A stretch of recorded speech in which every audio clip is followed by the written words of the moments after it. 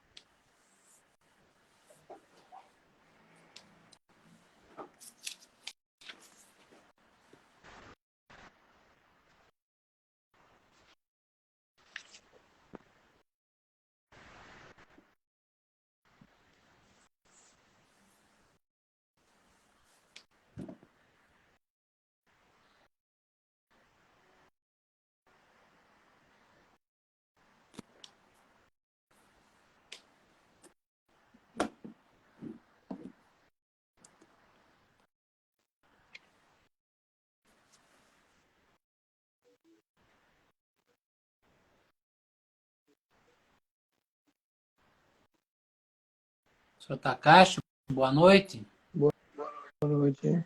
Tudo Vamos bem? lá. Tudo. Vamos lá. Então vamos lá, professor. Está onde hoje? São Paulo. Hoje já está em São Paulo, está em casa. Está em casa. Então hoje, pelo menos na cidade, né, professor? Estamos hoje Exatamente. na 16ª live do ano 2023 e o tema hoje é impermeabilização do solo. A palavra está para o senhor. Tá bom. Estamos complementando a série desse mês, que é a questão ambiental, né? Quando nós falamos em impermeabilização do solo, não é somente o fato de não deixar com que a água penetre no subsolo, não é só isso. É também a manutenção da umidade do solo. Então, um caso clássico disso, por exemplo, quando eu tenho uma área agricultável e se eu faço uma aração da terra, por exemplo, quando eu removo a terra, faço um arado, parece que é 100%, né? Não, não é permeável, sim, no primeiro momento, mas no primeiro sol que aparecer no processo, ela simplesmente evapora e perde tudo. Então, mesmo que tenha infiltrado a água no processo, onde o fato da impermeabilização tenha sido menos nocivo no processo, ele também é nocivo tanto quanto uma área asfaltada, por incrível que pareça, né? Quando nós usamos um outro método que se usa no plantio de soja, por exemplo, que é chamado de plantio direto, ou no processo de cana que nós fazemos hoje, onde você não põe mais fogo ou não remove mais a terra, ela mantém a raiz das plantas e a massa foliar, a folhagem do processo é mantida no solo, então ela ajuda na questão da permeabilização do solo. Então ela segura um pouco a umidade, ela não deixa a umidade evaporar tanto. Então ela já é um ponto positivo na produção de água no processo. Agora, a grande dificuldade nossa é que tem toda uma legislação que nos permite que faça toda a política de conservação da água, evite a impermeabilização do solo, no entanto, não há um respeito sobre isso. Em qualquer área urbana, por exemplo, quando você tem um lote, segundo a legislação do Código de Obra, por exemplo, permite que você ocupe 50% da área, mais 10% da área para edícula no processo. Então, isso é 60% da área superfície de um lote, você pode utilizar no processo. Só que o restante do 40% era para deixar como área livre, ou com área de gramado, vegetação, coisa parecida, a pessoa, no fim, acaba cimentando tudo e acabando, que acha que suja o processo, e acaba simplesmente azulejando, colocando piso, pedra, cimento, um monte de coisa, e impermeabiliza o solo inteiro. Então, com isso, você tem 100% de área impermeabilizada no processo.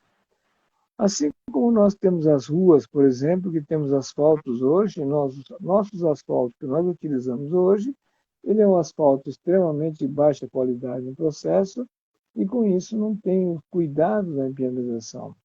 Então, ela impermeabiliza o solo completamente no mecanismo, enquanto que já se hoje tem asfaltos permeáveis. É lógico que para isso tem toda uma técnica construtiva, onde poderia estar pensando que estaria custando mais caro o processo, porque exige um cuidado especial.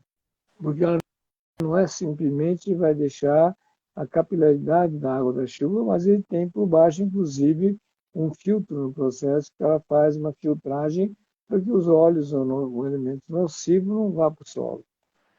Agora, mesmo no asfalto convencional, no asfalto impermeabilizado no processo, você também tem mecanismos de fazer com que haja essa redução do impacto.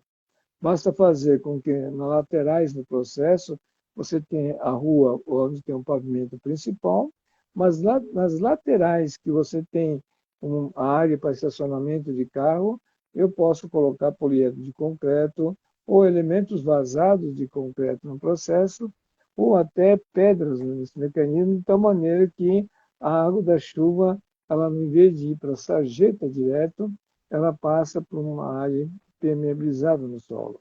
Então, para isso, precisa ser preparada uma caixa com todo o material, brita, areia, uma série de produtos, e com isso eu posso fazer um filtro inicial do processo, e com isso eu posso fazer as laterais das ruas como faixa de absorção da água. Assim como se eu tenho a boca de lobo e não tenho condições de fazer certas atividades, a própria boca de lobo, o fundo dele, em vez de estar concretado, cimentado, eu posso fazer ele vazado com pedra britada, de tal maneira que a água, em vez de ir diretamente para a tubulação de águas pluviais, ela tem, através das bocas de lobo, o poço de absorção. Então, existe uma série de soluções técnicas, arquitetônicas que você pode aplicar, e isso pode fazer com que haja uma redução enorme no sentido de que evite que haja erosões, existe enchentes no processo, onde não seja obrigado a fazer nenhum tipo de obras de contenção, como piscinão ou coisa parecida. Então, existem soluções plausíveis no processo e que o Brasil, infelizmente, não está adotando. Então, muitos empreendimentos, por exemplo, se diz sustentável, mencionando que ele faz com que a construção dele faça o reuso da água, é a famosa enganação que nós chamamos. O reuso simples da água de pluviais no processo, simplesmente reusar, reutilizá-la em jardinagem, coisa parecida, parece que está sendo aproveitado de melhor forma a água, mas não é. Por quê? Se você não fez o poço de absorção e não absorveu a água no seu subsolo, e você quis aproveitar essa água da chuva sem ter esse cuidado, o fato da impermeabilização do solo continua e esse processo eu posso chamar simplesmente de lei de Gerson. Isso teve vantagem, mais nada. Vantagem no sentido de pagar menos água. Alguns querem, muitas vezes, falam, não, mas eu estou pondo no jardim, eu estou regando o jardim e tal, então estou devolvendo a água. Não. O mais importante é, no momento da chuva, no processo, uma parte da água, quando sai no solo, cai no solo e é absorvido no solo, porque isso que forma o que nós chamamos de lençol freático. Com o lençol freático, eu posso fazer com que haja a produção de água no seu subsolo, e em algum lugar aquela água vai nascer. Uma cidade, por exemplo, hoje, que está em questionamento violento, por exemplo, são todas cidades que são onde tem fontes de águas minerais, né? Então, nós podemos citar o caso de Caldas Novas, o caso de Poços de Calda, o caso de Caxambu, São Lourenço e tal. O que está acontecendo com essas áreas onde tem essas águas? É sabido hoje que está diminuindo a vazão, porque a cidade foi crescendo, aumentou-se a área de impermeabilização, os morros, que seriam produção de água, simplesmente foram ocupados pela construção, não teve o cuidado de proteção dessas áreas, automaticamente a contribuição ao subsolo diminui E o que não acontece, logicamente, é que a fonte onde tem água mineral acaba reduzindo esse processo. Isso já é sabido no processo. No entanto, nada se faz nesse sentido. Então, o caso, por exemplo, de impermeabilização do solo é um fato extremamente, economicamente, extremamente importante, principalmente onde tem engarrafadora de água, ou coisa parecida. Uma cidade dessa que aconteceu, um fato interessante, foi a cidade de Águas de Lindóia. Tem Lindóia e tem Águas de Lindóia, são duas cidades. Lindóia fica na parte de baixo e Águas de Lindóia fica na parte do morro, a parte mais alta do processo, onde tem várias minas de águas minerais no processo. Então, uma coisa bem drástica foi tomada a decisão, por exemplo, é que em Águas de Lindóia, no alto do morro, não se tem cemitério. O cemitério está lá embaixo, em Lindóia. Isso é, se eu fizer um cemitério em cima ou depositar lixos em cima no processo, era certeza que o lençol freático seria todo contaminado. Então, com isso, se tomou a posição no município de Águas de Lindóia. Não tem cemitério, não tem aterro sanitário, e tudo isso é feito em cidades vizinhas no processo, para que com isso as fontes de águas minerais que existem em toda a cidade, ela está salva no processo. Mas mesmo assim, por como não se cuidou da pavimentação, da impermeabilização do solo, também está tendo redução de água no processo.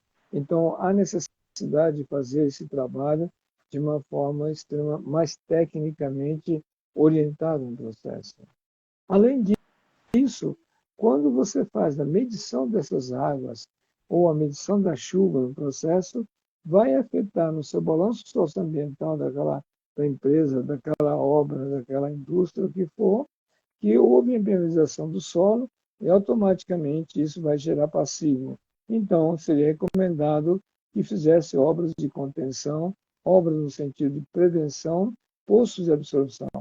Em alguns municípios, no caso, começaram a adotar medidas mais drásticas no processo. Isso é, numa área construída, ocupada, que tenha uma X metro quadrado no processo, se você não fizer o poço de absorção das águas, eu posso criar uma espécie de um imposto IPTU progressivo. Isso é, eu posso ir aumentando gradativamente o imposto se não fizerem obras de contenção para isso. Com isso, forço com que os donos e proprietários das áreas ou dos prédios, o que for, façam na sua área poço de absorção para que possa, com isso, contribuir e reduzir as enxurradas que acontecem nas ruas e, com isso, evita com que haja a necessidade de fazer obras de infraestrutura, de piscinão, coisa parecida, para que, com isso, evite esse tipo de desperdício de recursos. Então, com isso, já muitos municípios já mapearam as áreas, fazem o levantamento da bacia de contribuição daquele pedaço e começam a tomar atitudes no sentido de que reduz o impacto da água correndo na superfície e provoca com isso uma série de erosão, desastre e infiltrações inadequadas no processo. Então, com isso, há uma necessidade de conciliar a parte técnica do processo com a parte de interesse financeiro e também com a preocupação de fazer com que, através do balanço socioambiental, essas medidas técnicas que já forem adotadas possam causar toda a parte da economia do balanço socioambiental. Então, com isso, existe essa possibilidade, então há uma necessidade de que tenha esse cuidado. Quando tem áreas de proteção, as áreas de mata ciliar, ou quando tem proteção de mina da água no processo, ela também pode ser considerada um produtor de água, porque eu estou fazendo uma proteção e com isso vou aumentar a vazão da água, então você poderá ser um produtor de água. E isso pode fazer com que tenha uma receita complementar. Então, numa propriedade rural, sozinho, muitas vezes não dá nada. Mas se eu pegar, através do sindicato rural local, e for medir toda a bacia de contribuição de um rio no processo, eu posso ter N nascentes da água, e cada nascente da água, ao produzir mais a volume da água, se fizer proteção dessas nascentes, consegue aumentar a vazão da água, eu posso fazer com isso uma cobrança dessas águas para quem utiliza isso a seu jusante.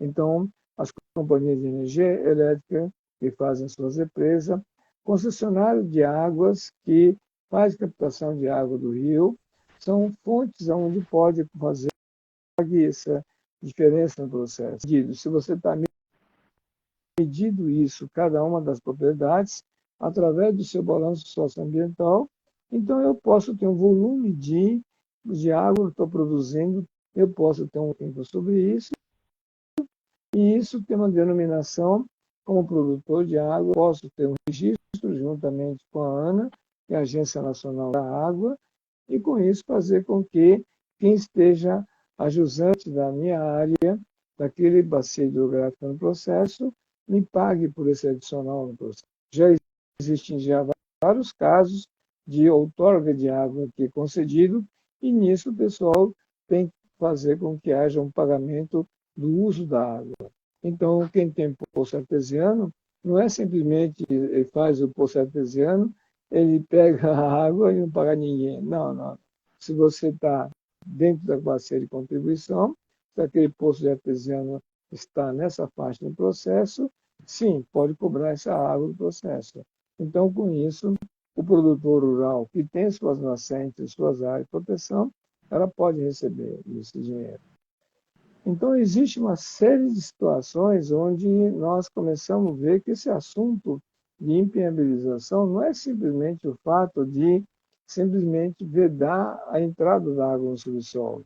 A questão é, lógico que eu tenho que preocupar, em primeiro lugar, essa vedação, se é asfalto, se é cimentado, se for pedra, o que for, e buscar formas alternativas de tal maneira que essas águas sejam reaproveitadas no processo e, ao mesmo tempo, fazer com que, onde esteja implantado em locais onde tem nascentes, eu possa fazer com que faça medidas de aumento de vazão. Já várias obras que nós conhecemos no Brasil já foram interditadas e estão interditadas até hoje. Quando você faz um trabalho negligente e desconsidera, você enterra o lugar e com isso faça alguma obra, né? E simplesmente isso pode ser interditado e muitas vezes você é obrigado a recuperar o processo. Um caso, por exemplo, que aconteceu recentemente, duas situações, né? Uma, por exemplo, um aeroporto que começou a ser feita uma obra no município de Caçapava, ele começou a fazer o asfalto, a pavimentação da pista de pouso, não respeitou, né, a nascente, tinha duas nascentes minas da água no processo, não fez nenhuma obra de contenção nem nada, e simplesmente fez o aterro, ignorou toda a recomendação, asfaltou, fez o piso do aeroporto todinho, o aeroporto pronto, sem poder operar. Já fazem 5 anos. E não vai ser aprovado se não fizer medida corretiva. Um outro caso desses que também quis fazer uma coisa similar e foi interditado é o aeroporto de Viracopos. O aeroporto de Viracopos era para ter a segunda pista. Na fase da segunda pista, existe uma série de nascentes, são, se não me engano, 6 ou 7 nascentes que existem, e eles iam simplesmente aterrar o processo, sem nenhuma medida técnica no processo.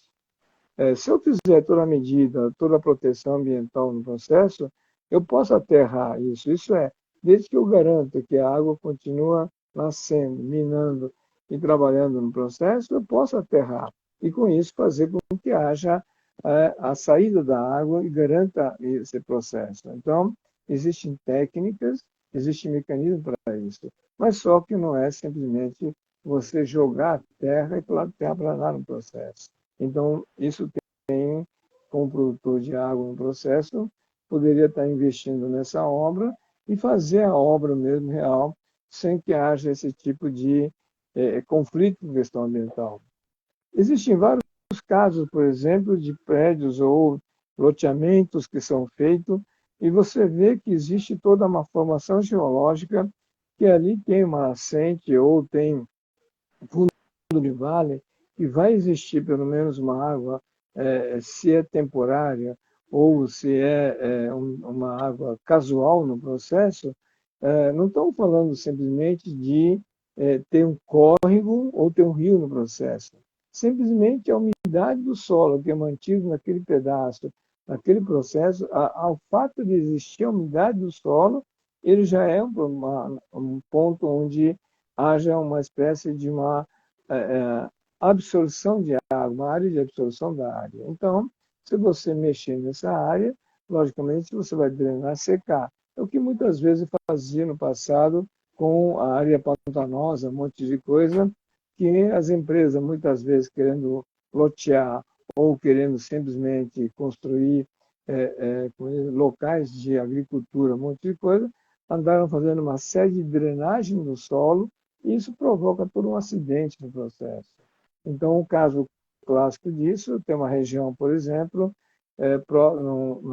na região do sul de Minas, proximidade dos municípios de Cariaçu, por exemplo, o governo de Minas, ao longo do tempo, tentou fazer uma série de áreas para agricultura, produção de arroz, uma vez que o solo era um solo extremamente bom para isso, e fez uma série de polders, existe uma série de barragens que foram feitas no sentido de segurar essas áreas, secar essas áreas, para que pudesse produzir arroz, um monte de coisa. Mas por um erro técnico do projeto, no processo, esse tipo de solo, simplesmente a falta de água, fez com que toda a parte da cultura de arroz não foi possível de implantar e acabou sendo abandonado. Tem quilômetros e quilômetros de área dessa forma. Então, isso acontece em um monte de lugar, porque o fato simplesmente de impermeabilizar o solo não é simplesmente, acabei de falar para vocês, de você fazer com que haja uma pavimentação cimentada do solo, um canal de drenagem mal feito, uma aração da terra sem os devidos cuidados, né? Então, provoca uma série de situações com isso que causa uma série de prejuízos nessa questão da água no processo. Então, quando nós estamos falando de impermeabilização do solo, então não é simplesmente o asfalto, mas sim também o uso indevido na agricultura, o uso de técnicas não correspondentes para isso, que faça ter uma série de situação. Um lugar, por exemplo, famoso em São Paulo, aqui na Zona Leste de São Paulo, tem uma área que tem um nome até pejorativo, um bairro chamado Pantanal. Não precisa nem explicar por quê, né?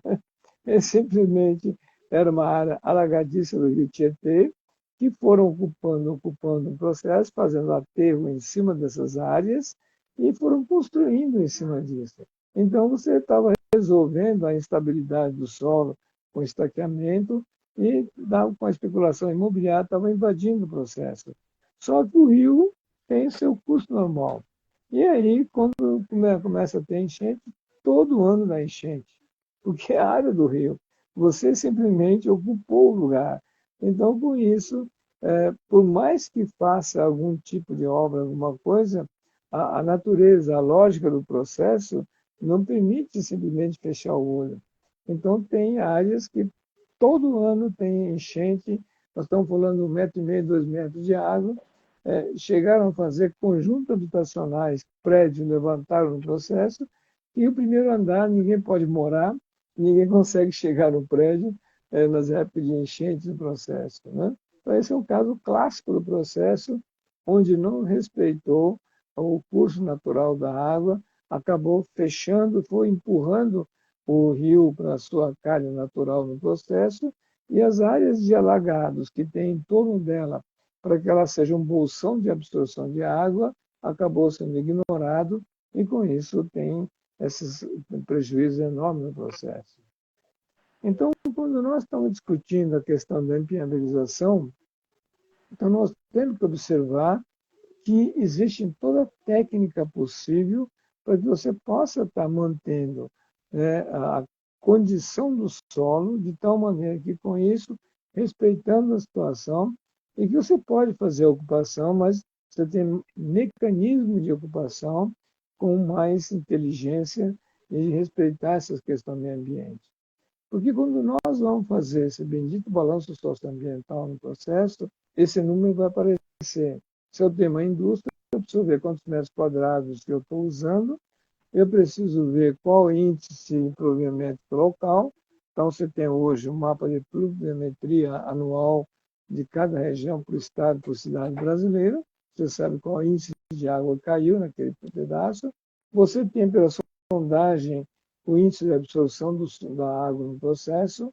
Então, com isso, você chega a um volume de quantos metros quadrados cúbicos de água em relação a que houve a queda, a que choveu, e quanto que deveria infiltrar e não foi feito.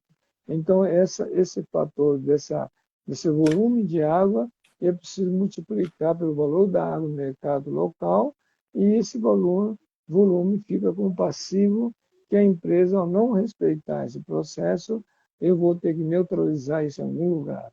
Agora, se eu tivesse esse cuidado, tendo esse conhecimento, se eu tivesse tomado medida de precaução, onde eu fizesse os postos de absorção com ela, de tal maneira que com isso eu teria uma água contribuindo no subsolo e o excesso dele, que estaria prejudicando, causando erosão no processo, eu utilizei ela para fazer o reuso da água. Então, nesse caso, o que seria passivo ambiental acaba sendo crédito ambiental na sua conta no processo. Então, uma medida simples de um estudo desse resolveria o problema e isso não está sendo observado no processo.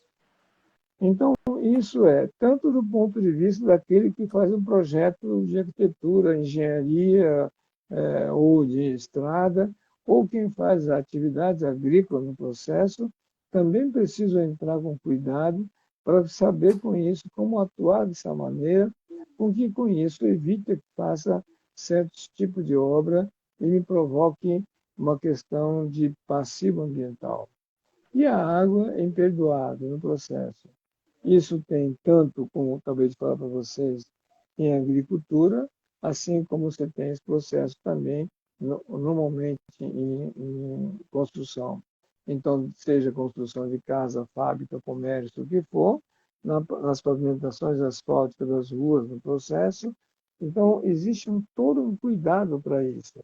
Então, mesmo que seja caro o caso do asfalto permeado no processo, se você fizer soluções técnicas, eu posso fazer uma solução bem simples, barato, e posso também fazer com que seja economicamente viável, eu tenha uma cara diferente em relação à neutralização da impermeabilização do solo.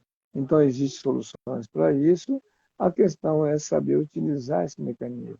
Então, com isso, o que nós alertamos que existe esse tipo de cálculo a ser feito e ele é extremamente pesado, porque a parte do volume de chuva que você tem anualmente, isso é mapeado, então o índice pluviométrico você tem por cidade, por região no Brasil, tem esses mapas, e isso pode ser orientação importante para que faça as obras e medidas no sentido de evitar que haja esses passivos. Então, como falei para vocês, não é simplesmente a questão da construção ou da pavimentação. No setor agrícola também tem esse fato e tem todo um prejuízo que é causado nesse mecanismo e com esse tipo de solução você evita esse tipo de solução de problemas em relação ao passivo ambiental e você pode transformar em créditos ambientais. Então, é um fator que a gente pede com que os profissionais tenham bastante cuidado sobre isso. Tá? Vamos lá. Perguntas, dúvidas? Sim, professor, tem duas perguntas por enquanto aqui. Eu vou aproveitar e Tá? fazer aqui. Com relação à parte urbana, está muito em voga, pelo menos aqui na região aqui, quando é calçada nova ou reforma de calçadas, o paver, né, que permeabiliza melhor. É isso Sim, mesmo, professor? sim, mas isso não é suficiente, tá? Então, porque quando tem uma chuva intensa no processo, primeiro são as bocas de lobo, tá? Que você pode fazer com que seja o fundo dela não concretado, seja feito com pedra brita, carvão, areia, um monte de coisa, para com que ela possa absorver ali, né, grande parte. Uma outra parte, na própria tubulação das águas pluviais, em vez de você fazer com que ela carregue um volume grande, você pode fazer com que use a tubulação perfurada. Então, a tubulação de dreno, que ela fica normalmente colocada no tubo, a parte perfurada fica na parte de cima para poder infiltrar a água. Nesse processo, inverte o processo. A tubulação fica com furo na parte de baixo da tubulação, de tal maneira que a água de chuva, quando a caixa da boca de lobo encher, quando ela vai para a tubulação, ela possa também absorver também no processo. Então, isso dá um volume grande de absorção de solo. Tá? Tá. Então, são soluções técnicas bem simples que o pessoal não tem realizado essas obras. Tá? Quando o senhor falou lá em aumentar a vazão, recuperação de nascentes, eu não sei se eu estou errado, eu tenho uma cidade de Minas Gerais, até uma vez eu pesquisei lá e passei aqui, não sei se é Araxá ou é Varginha, Não, qual é a que é cidade de Extrema. a É a cidade de extrema? Extrema, divisa com o estado de São Paulo, onde nascem as águas que abastecem o sistema Cantareira. Né? E tem vários municípios de São Paulo, inclusive, junto com ela, Joanópolis ou Atibaia, muitos municípios, eles não quiseram aderir ao processo e simplesmente ignoraram. E o município de Extrema aceitou a ideia. Lá tinha uma associação chamada Agência de Desenvolvimento Local, e com isso fez acordo com a Sabesp, que é a concessionária de água no processo.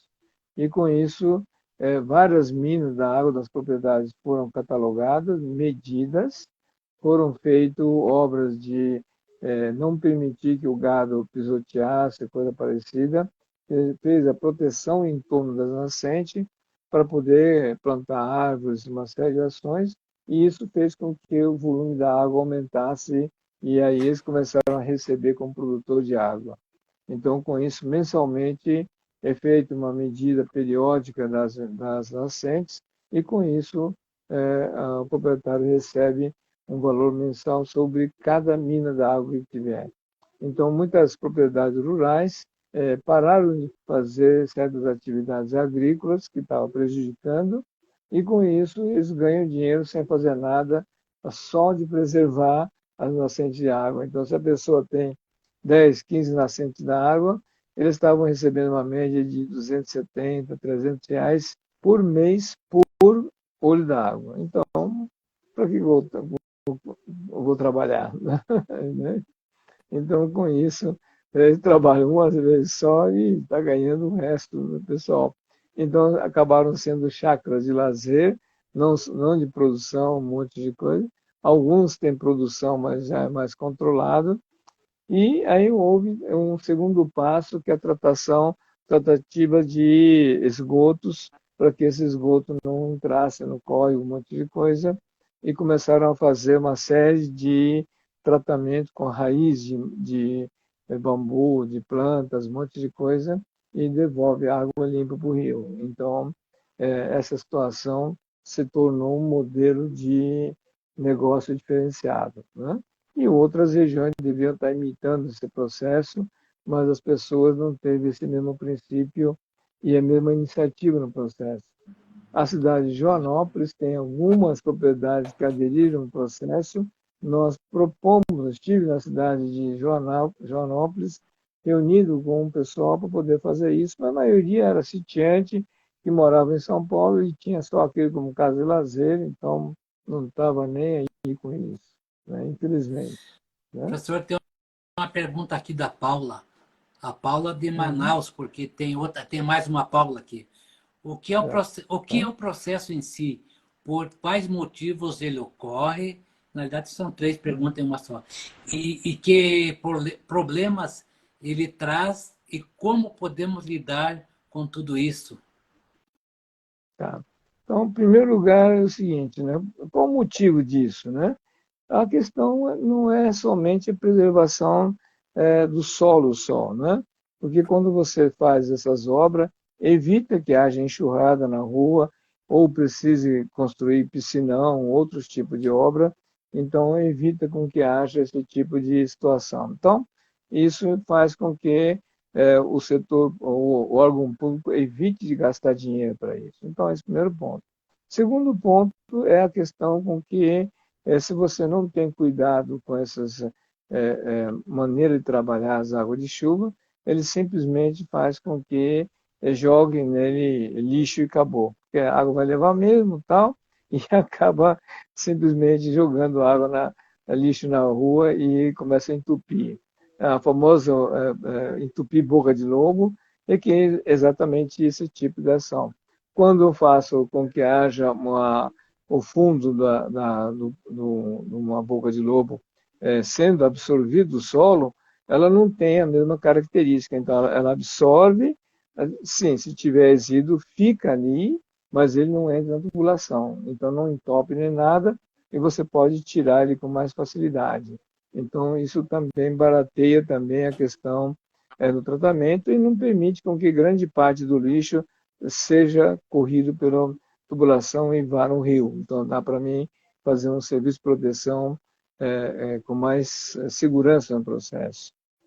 O outro fator que faz com que esse tipo seja feito nesse mecanismo é o fato de você conseguir com esse tipo de produção, é o caso, por exemplo, nessas áreas rurais, que ganhe dinheiro com isso. Então, você, além de você proteger o meio ambiente, ainda tem uma renda adicional ao produtor, então isso é um dos pontos que tem que levar em consideração, né? E por incrível que pareça, não importa se isso está no Rio, está na Amazônia, ou está no centro urbano de São Paulo, a situação é igual, né? Cheguei a ver, né, em Manaus, por exemplo, Amazonas, a maior enchente que houve no Rio Amazonas, assim também eu tive a oportunidade de ver a maior seca no processo. Então, muitas vezes, a negligência desse mecanismo poderia estar reduzindo esses impactos e o pessoal não tem esse cuidado. Então, não é porque está numa roça, no interior, não precisa cuidar de uma mina olho da água, coisa parecida. Não, precisa cuidar e isso faz parte de todo um trabalho de saneamento que nós acabamos assim desrespeitando. Se bem que agora, com o novo marco de saneamento, não sei se isso vai ser ajudado ou não. Tudo indica que provavelmente a legislação está sendo protelada no processo, então isso permite que você empurre por mais um tempo essa situação, né? Agora, há uma necessidade de conscientizar esse processo e quem estiver fazendo balanço socioambiental vai ver em número real quanto que é esse impacto, quanto que é o problema que vai causar. Então, daí a insistência de fazer o balanço socioambiental para medir e para ter uma noção do que é um passivo ambiental numa atividade e como neutralizar isso. Então, são ações que podem ser feitas, tá? Vamos lá. Tem uma pergunta aqui, professor, do Fábio Barbosa. Uhum. Como proprietário de um terreno prejudicado nessa cidade sul de Minas, pode obrigar a prefeitura que reverta e remova essas barragens que deterioram o solo da propriedade? Eu não... Não, isso não tem. Quando você vai aprovar, por exemplo, uma barragem, ou quando você vai fazer, vai ter um relatório de impacto ambiental já, né? Então, isso normalmente tem audiência pública para resolver. Então, se a sociedade estiver mobilizada no processo, ela pode fazer um trabalho sobre isso. O caso, por exemplo, que eu acabei de falar para vocês no aeroporto de Viracopos, por exemplo, para fazer a segunda pista de pouso foi proibido, em função de que houve uma mobilização da sociedade civil daquela região de Campinas, um monte de coisa, de Indaiatuba, de municípios vizinhos, que questionaram esse processo e isso, com isso, toda a obra do aeroporto, a pista do segunda pista do aeroporto foi interditado e não permitiu a obra. Assim como aquele que eu conversei com vocês, o aeroporto, por exemplo, lá de Caçapava, também aconteceu a mesma coisa. Lá, a pessoa não respeitou, continuou a obra e foi penalizado que simplesmente não pode operacionalizar enquanto não recuperar a mina. Então, isso vai ter que desmanchar uma parte da pista de pouso no processo, escavar ela todinha para poder fazer a recuperação, para depois fazer uma nova obra no processo. Isso vai ficar inviável economicamente. Então, a tendência é ficar ad eternum até que aquilo seja tomado pelo mato e seja invadido, né? E aí quem fez investimento se lascou, né? É, em toda obra existe esse tipo da necessidade de fazer o relatório de impacto ambiental, então basta naquele momento a sociedade estar presente e mostrar essas questões e propor, inclusive, soluções alternativas. Não quer dizer que não possa fazer obra nesse lugar. Dá, só que você tem que aplicar tecnologia para isso. Então, são fatores que, infelizmente, não está sendo observado. Tá bom? Tem uma pergunta aqui, professor. Esse valor a receber por nascentes preservados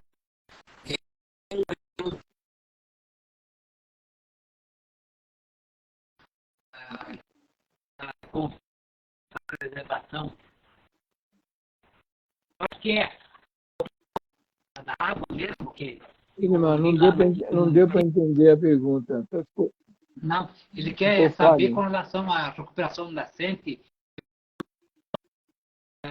se é igual em todo o território nacional ou depende de cada município?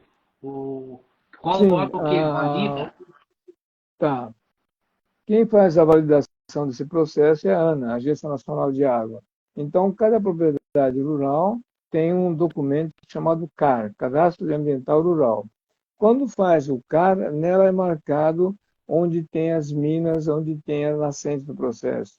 Então, com isso, você pode fazer a demarcação, tem um ponto georreferencial onde está a mina, passa uma medição do volume de água que sai hoje, e aí, quando você fizer a proteção ambiental nessa área, dá para medir novamente e dá para ter uma noção de qual é o aumento que teve. E aí você se cadastra de água com a ANA, e aí tem que gerenciar essa bacia toda dessa área e cobrar das empresas a água a seu jusante. Então, um dos primeiros casos que houve no Brasil sobre isso foi no Vale do Paraíba, onde a região do Vale do Paraíba, o pessoal se reuniu, definiu uma série de minas, nascente de água no processo, que é uma bacia bem grande no processo, e a maior usuário da água, por exemplo, que era o CSN, que estava fazendo toda a siderúrgica no processo, estava usando a água, volume muito grande, e eles tiveram que pagar sobre isso uma outorga de água. E todas as empresas sediadas no Vale do Paraíba, que estão com poço artesiano no processo, são obrigadas a fazer o registro e pagar pelo uso de água que está sendo feito. Então, com isso, não paga a rede pública no processo, mas, em compensação, está pagando a ANA, e isso está fazendo com que o dinheiro vá para a associação e para os seus produtores, para que ela possa receber a compensação. Então, por cada bacia da contribuição, pode fazer isso. Então, ela pode atingir 3, 4, 5 municípios, muitas vezes, a bacia, e ver quem é que está usando a sua jusante. Então, se está usando como hidrelétrica, está usando isso como água, para captação de água para servir uma cidade, ou então está tendo poço de artesiano para poder consumir nas empresas. Então, isso pode ser cobrado desse processo. Tá? Professor, aqui as perguntas cessaram até então. Tá bom. Então, essa questão da água, então, da impermeabilização do solo, a impermeabilização não é simplesmente o fato de você selar a superfície, mas se você mexeu com o solo e você não cuidou, não trabalhou direito, é o caso que eu acabei de falar no começo, quando eu faço um arado de terra para plantio. Porque, hoje não se usa mais essa técnica, mas antigamente se fazia muito disso. Ainda algumas culturas fazem isso. Mas quando eu removo a terra e faço com que haja uma gradiação da terra, E quando eu faço esse tipo de atividade, eu deixo o bloco do solo exposto ao sol. Então, mesmo que a água da chuva caia e não haja um efeito de criar a corrida de excesso para não criar bossoroca, um monte de coisa, e permite fazer a permeabilização do solo, como o solo está aberto, então, na medida que ela passa os dias, o sol, ela evapora tudo. Então, é uma falsa ideia que teve de que ela absorveu tudo. Não, evaporou tudo. Você vê a quantidade de água que é o solo evaporando no processo, muitas vezes é maior do que houve a contribuição da chuva. Então, o problema é a proteção que tem que ser feita no solo. Então, com isso, não é simplesmente deixar o mato só. Deixar um mato. Um caso famoso de um campo de pastagem. Deixa todo o mato na pastagem. Dá a impressão que protegeu o solo tem água. Não.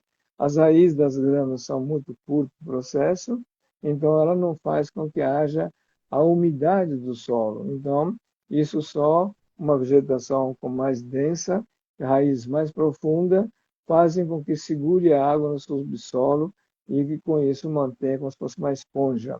Se a cultura é gramínea, no caso, que tem raiz rasa no mecanismo, ela não consegue segurar a umidade do solo, e por isso que o gramado, muito lugar, muitas vezes, com falta de chuva, seca rapidamente no processo, enquanto que a área mais preservada, ela mantém mesmo. Com isso, por cada tipo de cultura, tem que levantar esses dados. E como que se levanta isso? Somente através da elaboração do documento chamado Balanço Socioambiental, que aí vou poder medir o que é que está acontecendo em relação de solo, o que é isso. Né? Então, cuidado que nós temos que ter e, infelizmente, muita gente não tem esse cuidado. E o balanço socioambiental, ela casa com as exigências do CARD, Cadastro Ambiental Rural, e com isso vou detectar que tem qual as áreas que teve proteção, uma série de coisas que pode mudar o processo. Bom, então, o que nós alertamos não pode ter uma visão pura e simplesmente de que simplesmente vou fazer o reuso da água de maneira simples no processo. Não, tem que ter todo um projeto e tem que ter o cálculo desse mecanismo para ter esses cuidados. Então, é um assunto que tem uma atenção muito especial sobre isso. Tá? Tudo bem? Mais alguma coisa?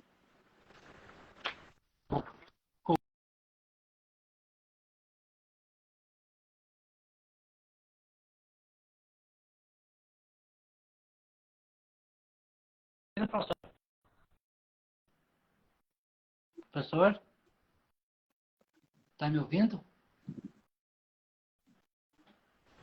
Não, pode falar. Agora estou vendo. Entre os agradecimentos aí tem um que eu vou referenciar aqui, é de Santiago do Chile, absorveu aí, né? Júlio Ferrado, Sim, um abraço sim, para o senhor. sim. Vamos lá. Tá. Agradecer Então, a todos aí. E o próximo tema? o próximo, dia 24, é contaminação do solo, professor. Isso. Essa é outra coisa que o pessoal também não tem muito cuidado no processo, né? Então, tanto esse mês agora, quando estamos abordando só ações da questão do meio ambiente, né? Uma série de situações do meio ambiente, tá? Então, tendo sugestão, alguma ideia também pode dar um alô para a gente poder incluir. Então, agradecer a todos vocês e o que a gente puder te ajudar esse processo, aos profissionais da área de engenharia ambiental, estamos à disposição. E é um assunto que realmente na academia, consequentemente, pouca gente tem noção do que é esse processo. Então, o que puder, sempre o pessoal está acompanhando isso, seria interessante para que a gente possa orientá-lo. Então, meu muito obrigado, pessoal. Obrigado você, Vinmar, e até a próxima semana. Então, até mais. Ok, boa noite, professor. Boa noite a todos e até a próxima segunda. Tá bom, até mais.